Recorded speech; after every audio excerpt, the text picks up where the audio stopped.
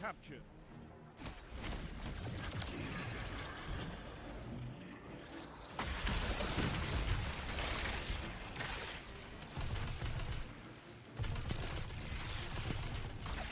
One after another.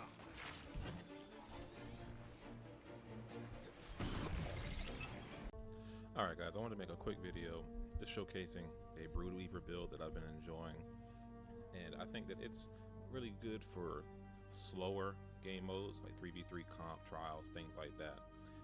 The main focus of the build is going to be Boots of the Assembler. I enjoy this exotic a lot. I think that it's really great for obviously spamming your rifts. I enjoy it a lot more now that it gives you back rift energy rather than extending the duration of your rift, just because you can have more of them more often. The main benefit is that when you pop your rift, you're going to have these seekers that start popping up depending on the size of your fire team. You know, if you have 6, you're going to get six teammates, you're going to get 6 seekers. 3 teammates, you're going to have 3 seekers, and so on and so forth. But depending on what kind of rift that you have is going to determine what those seekers, these little light orbs, are going to seek out your teammates.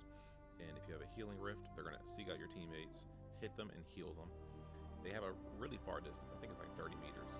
And if you have an empowering rift, which is what I'm currently running on this build, you're going to get what's called Blessing of the Sky. You're going to get Blessing of the Sky, and your teammate will as well. I believe that Blessing of the Sky is the highest damage buff you can have in the game in PvE or in PvP. I know it is for sure in PvE. I believe it's about 35%. Or not, if 30%. It's slightly above Radiant. I could be calling those numbers out incorrectly. But it is the highest buff in PvE. But using Boots of the Assembler, because if you have some teammates that need a little bit more help staying alive, the healing rift works, very simplistic. They don't have to be on top of your rift, and they also buffed rift with Warlock recently, so that way it's 5-meter radius rather than the 3.75. It's a lot better, not nearly as cramped and pushing each other out of the rift. But healing rift, if your teammates need a little bit more help staying alive, and then empowering rift, if I know I have good teammates, or if I'm really focused on just empowering myself and not really worried about my teammates, then I run empowering rift. But if my teammates are good, if I know what kind of weapons they're using, and if their weapons can improve from just a slight TTK shift, I'm running empowering rift. It's going to boost them up, help them to win their duels a lot quicker. It's also going to help start their health regeneration when they get hit by it, I believe regardless of which one hits them. I run this with a very high health stat, just going into the aspects, fragments, everything. If I'm running empowering rift, I still run a very high health stat because I want to get my health regeneration back as quickly as possible, especially if I don't have a healing rift to do that for me. I run a very high melee stat.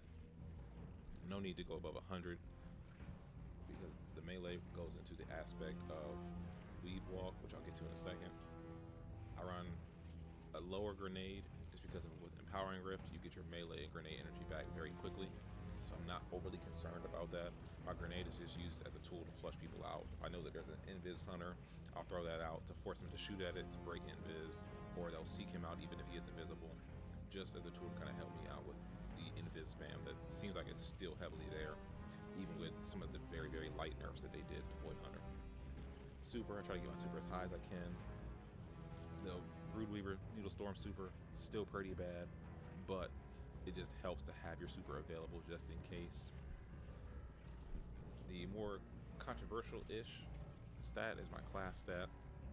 I don't run a super high class stat.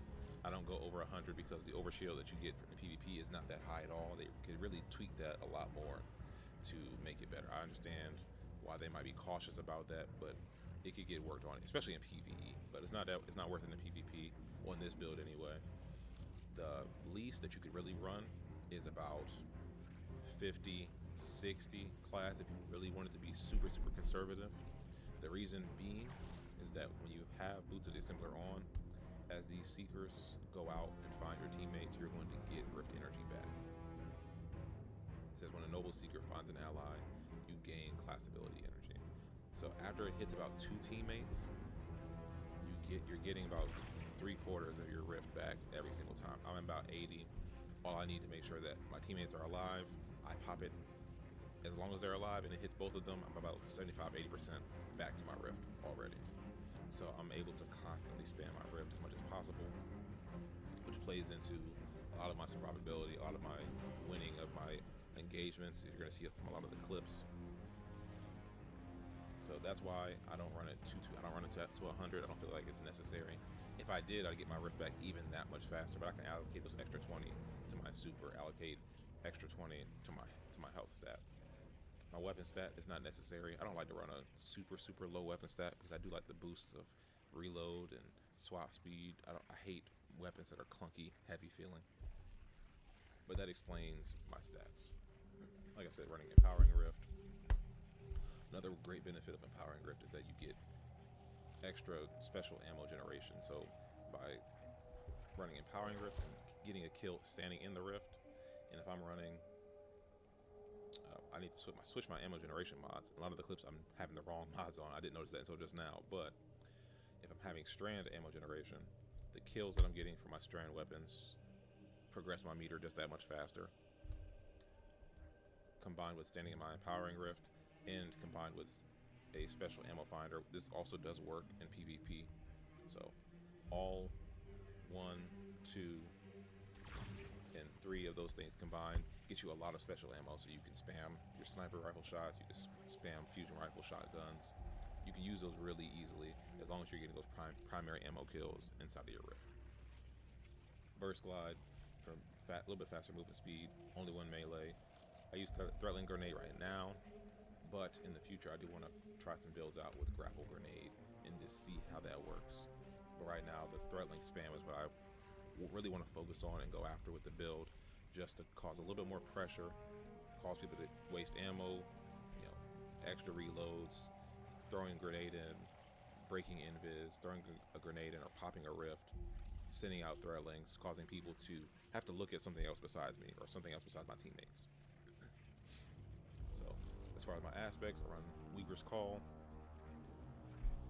For activating your class ability, you drop 3 Threatlings, and any Threatlings that are on your body, they also get deployed. Then you deal damage, and defeating targets generates Purse Threatlings. And something else that's not mentioned in here is that when your Threatlings do damage, you get Rift energy back. So another reason why I don't run super high class ability stat, because my Threatling damage gives me class ability energy. My teammates getting buffed by Booted Assembler also gives me class ability energy, so I can afford to bring it down. On some builds that I run with this exotic, I do bring it down to 60 or 70 if I want to focus on something else in my build. But really good if I know that I'm going to my second aspect, which will make more sense as I go to my second aspect of Weaver's Weave Walk. If I'm getting chased down while I'm in Weave Walk, I can go around a corner. I know that I'm still being chased. I can drop my rift if I have it, and then I'm sending out, I think, a maximum of 8 Threatlings. And if all 8 of those get a hit, they're getting a kill every single time. There's plenty of clips that I have where people are getting down because they choose to keep chasing after me while I'm in Weave Walk, not knowing that I can pop my rift still. But Weave Walk, you hit your air dodge as if you're doing Icarus Dash. You're going to become almost unkillable. As long as you're not at a sliver of health, you're going to be fine. You're going to be able to survive, get back to your teammates, regroup, start the engagement over again. There's some clips in here where I'm taking heavy machine gun fire. I'm taking rockets straight to the face with no issue. Being able to save my teammates from getting hit with those, kind of know that they're not going to survive. The only thing that you really can't survive is a super. And I've been hit by a Storm's Edge super and survived, but I was at full health in my rift, and I was able to pop it and then get hit by one and then quickly move out the way. But most supers you're going to die from, but heavy ammo, as long as you're not on a sliver of health, you're going to be fine. So it'd be great for baiting out heavy ammo. You can take plenty of shots for your teammates to protect them. Also, when you exit Weave Walk, you're going to get Woven Mail, depending on how long you were in Weave Walk. So if you jump in and then jump back out, you'll get about 2 seconds. If you do a full melee worth, you'll get about, I think, 6 seconds, 7 seconds. And it's going to drain your melee energy. That's why I run pretty consistently high melee stat, so that I can get as much Weave Walk as possible. And while you're in the weave, you're going to slowly generate Purse Threatlings. For one full melee, you get about 5 Purse Threatlings, and then when you're dropping your rift, they all deploy. You get the 5 that were perched on you plus the 3 from your rift. So if you do a 3 from your grenade, 3 from your rift, the 5 from there, you're sending out a lot of damage to swarm another team. Some people like to use swarmers with this exotic. I just feel as though swarmers could do for a buff to make them a little bit more manageable. I feel that this exotic is helping me win more engagement because it's making my weapons do more damage rather than just my threatlings, just strictly ability based. You can kind of see from the gameplay, from how I'm explaining it, the threatlings are just an accent to the build to help you out to get more kills. They're not the focus. Like, I feel like they're the focus with swarmers. But yes, Weave Walk, one of the most important aspects on any Broodweaver build, just the ability to gain woven meal for yourself when you exit Weave Walk. Also, you give it to your teammates too, within like a 10-meter radius of you or so, as long as they're not behind a wall or something. But they also get woven mail, so you also get really great lateral movement. This is probably just behind Solar Warlock as far as movement speed. You can pick up a lot of ground when you're entering and exiting Weave Walk if you play it correctly. You can probably find some clips online of it. So these two aspects I run all the time. If I were to change out one, it would be Weaver's Call, and then I would run Mind Spun Invocation, but I would switch to Grapple Grenade. With Grapple Grenade plus Mind Spun Invocation, because your grapple melee spawns 3 threadlings after you make contact, that can be helpful because you can get a one-shot kill almost every time, as long as the threadling doesn't miss. Between the melee and then the actual threadlings, you're going to get a one-shot kill with that.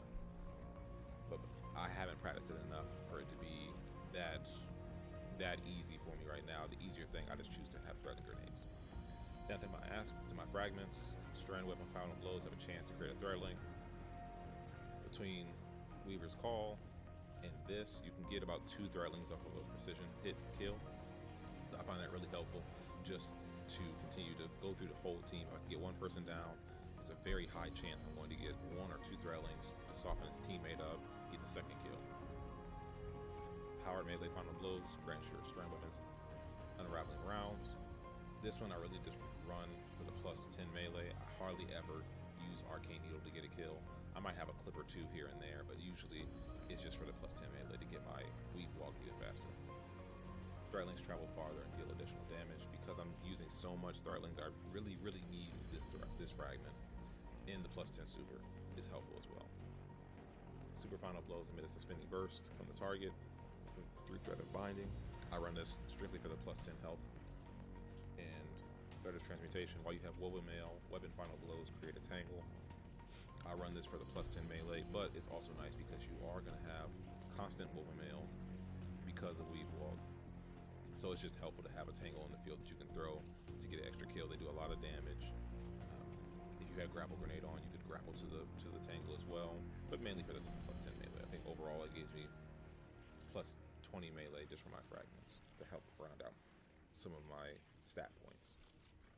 If I wanted to use maybe Thread of Ascent, that could work. That is about it that would be helpful for this build. There's not too many. Maybe Thread of Isolation if I wanted to use something like that to help me win more gunfights. Maybe sever some of the teammates around my main target.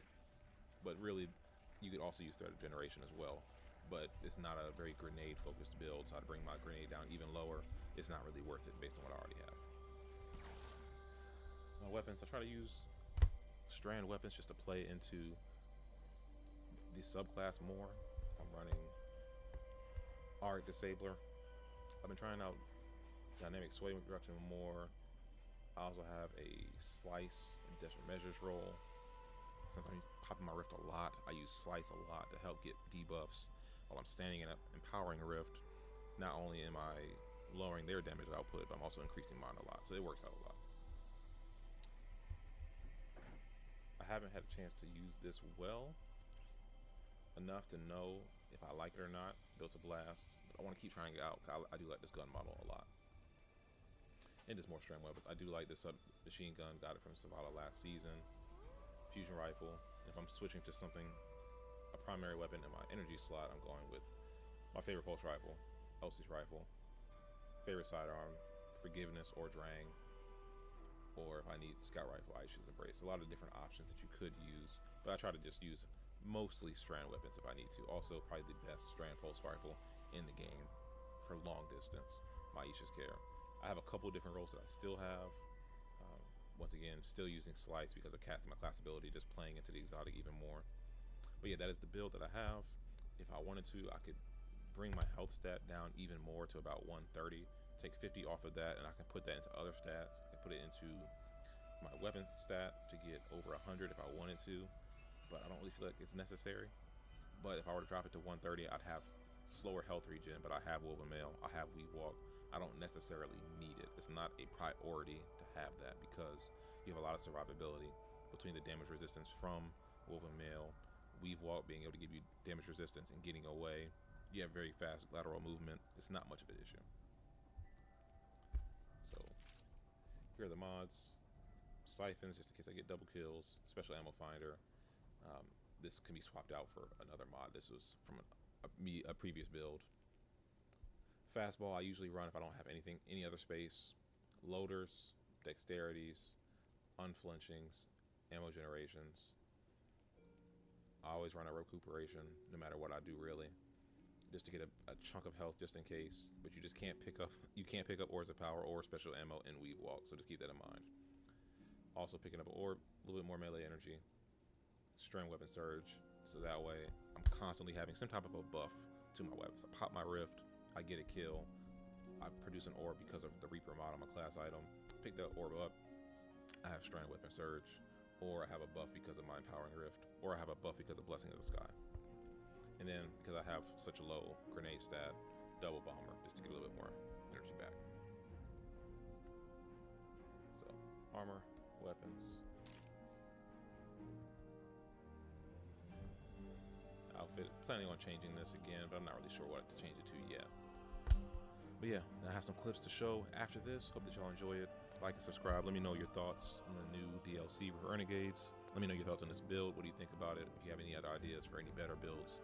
I know that a creator on YouTube, Dalton Nix, he has a really great build with I Have Another World, usually using poison weapons like Thorn and things like that to help send out threatlings constantly. I haven't tried that build out too much, but just trying something out of the box. But let me know if y'all seen anything from anybody else, or if you have your own personal favorite build. Hope y'all having a great day. I'm gonna change this actually, because this should not be like that. This should be.